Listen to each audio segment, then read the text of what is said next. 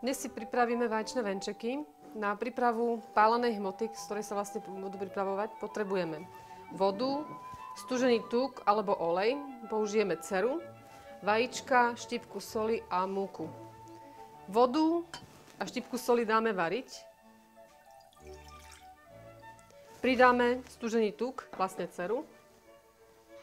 Keď zmes bude vrieť, prisypeme preosiatú múku.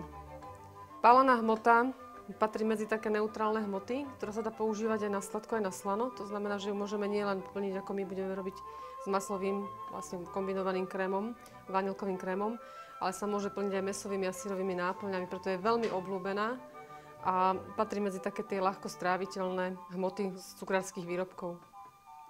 Prisypeme múku a miešame tak, aby sa nám to spojilo do takej pevnej hmoty, ktorá je nelepivá, aby sa nám oddelovala od varechy aj od samotného hrnca, v ktorom varíme.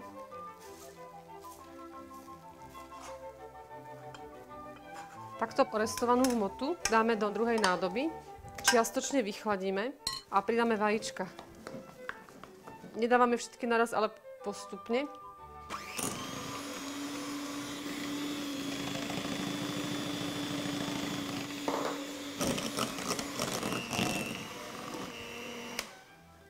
Hmota musí byť taká kašovitá, aby sa ľahko striekala a dobre premiešaná.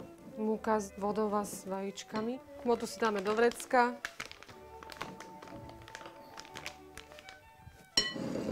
A na pripravený plech striekame venčeky. Môžeme použiť plech, ktorý je potretý dcerou, alebo môžeme použiť papier na pečenie.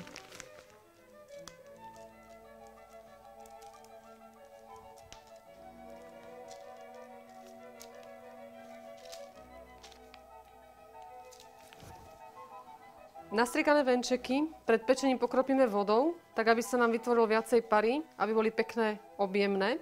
A pri teplote 230 stupňov pečíme približne 7 minút.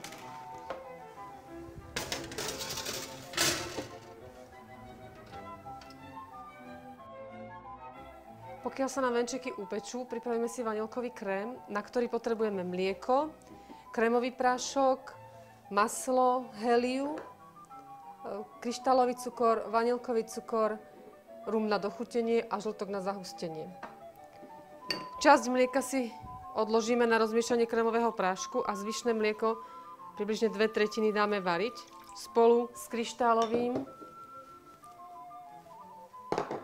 a vanilkovým cukrom.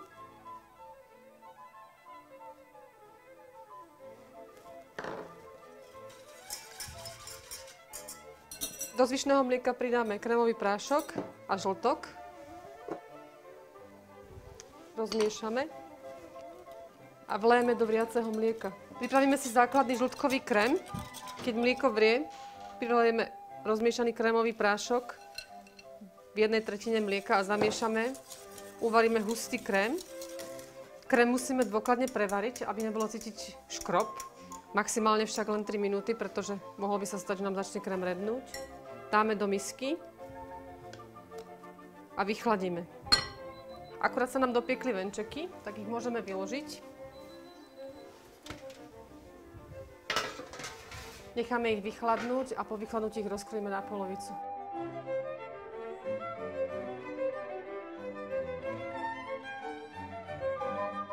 Venčeky rozkrojíme na polovicu, tak aby sme mohli nastriekať vanilkový krém. Vlastne využijeme čas, pokiaľ sa nám vychladne krém a pripravíme si čokoládovú polevu. Čokoládu si nahrejeme, rozpustíme, pridáme stužený tuk dceru. Na 100 g čokolády použijeme približne 35 g dcery.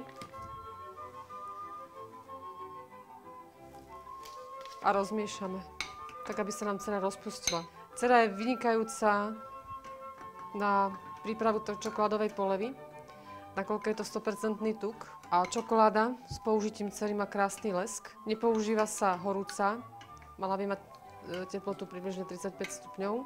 To znamená, že keď ju rozpustíme, dáme ju na stôl a budeme ešte trošku miešať, aby nezostala horúca. A až potom ju používame na venčeky. Do vychladnutého základného krému pridáme maslo a héliu. A vyšľaháme hladký krém. Do vyšľahaného krému potom pridáme ešte rum a pomocou cukrárskeho vrecka naplníme.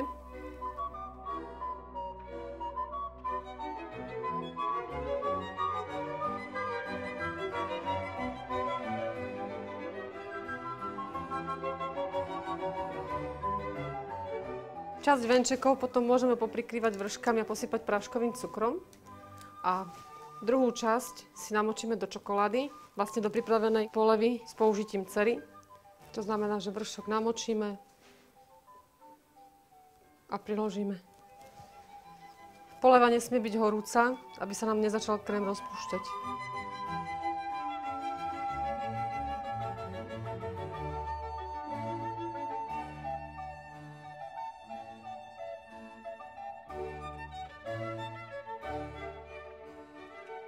Pripravené vaječné venčeky potom poprekladáme na vhodný tanier, alebo keď ich chceme uskladniť do druhého dňa, tak ich prikryjeme mikrotenovou fóliou, aby neuschli.